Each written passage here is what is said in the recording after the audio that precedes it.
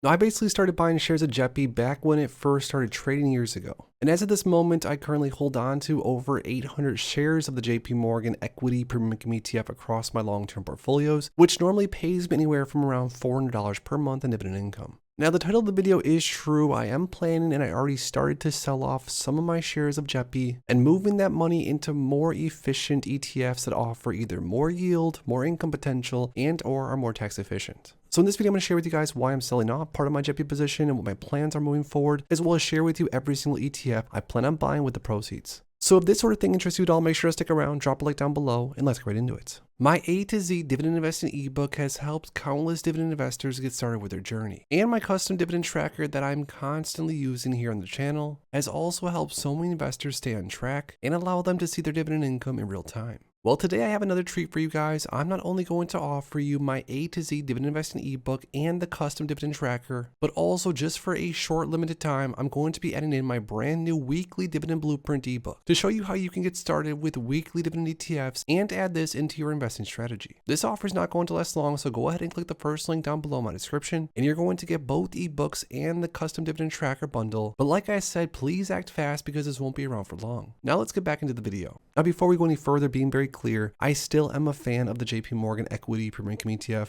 I mean, JEPI's not bad whatsoever. Overall, max time frame, it's offered like 71% total return to investors, and it's only been trading for a few years. Now, sure, over this time frame, there's been better investments, more efficient investments out there, but again, all things considered, for a higher income, premium income focused ETF, JEPI has not been all that bad. But I will say there are other ETFs out there that pretty much offer more or less what JEPI offers these days, that might offer a much more consistent distribution, a much higher distribution, maybe more capital appreciation potential, and or might be even more tax efficient. Now, JEPI ETF might or might not be tax inefficient, as distributions from this ETF could be taxed as ordinary income, which might or might not be something you're super concerned about. Now, just in hopes to get us all on the same page, the way that JEPI works is it seeks consistent premium income with lower volatility. This ETF offers more or less S&P 500-ish exposure, and then with that written out the money index call options, allows the ETF to pay investors anywhere from say 20 plus cents per share per month, all the way up to just as a recent almost 50 cents per share per month. Now, there's not going to be a targeted yield for JEPI, so it really has a lot to do with volatility, which is again something that might or might not be important to you. Now, like I shared with you guys, I currently have 800 plus shares of JEPI. I don't plan on selling all of them, maybe selling 100 here, 100 there, but I still do want to keep a portion of my JEPI position as of right now, more or less. But I personally do think there are other ETFs out there that might offer, like I said earlier, much higher consistent yield, more tax efficient, and more capital appreciation. But again, JEPI is not bad whatsoever in my point of view.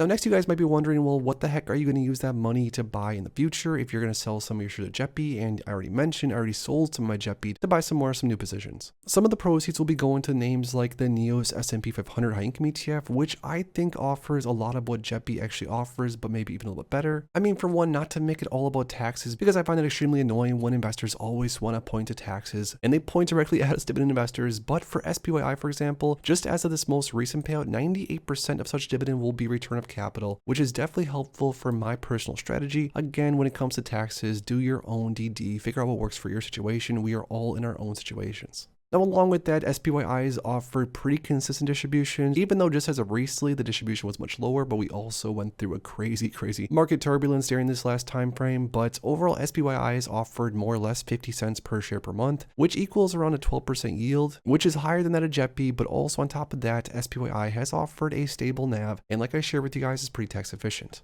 Another name I plan on adding more of with some proceeds from JEPI is another one that offers basically all that the last ETF offers, only this one targets the NASDAQ 100, which I also do want more exposure to. QQQY offers almost a 14% distribution rate, so you're getting a lot more juicy income from this one, but still more or less offering a similar strategy.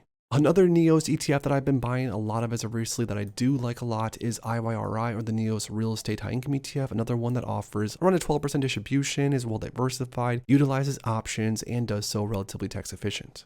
Beyond that, there's a few more names like OMA, a 15% targeted annual yield ETF that would give me a lot more income than JEPI, and that still offers exposure to very high quality underlying holding. In this ETF's case, we're talking the 20 largest holdings of Berkshire Hathaway BRK.B.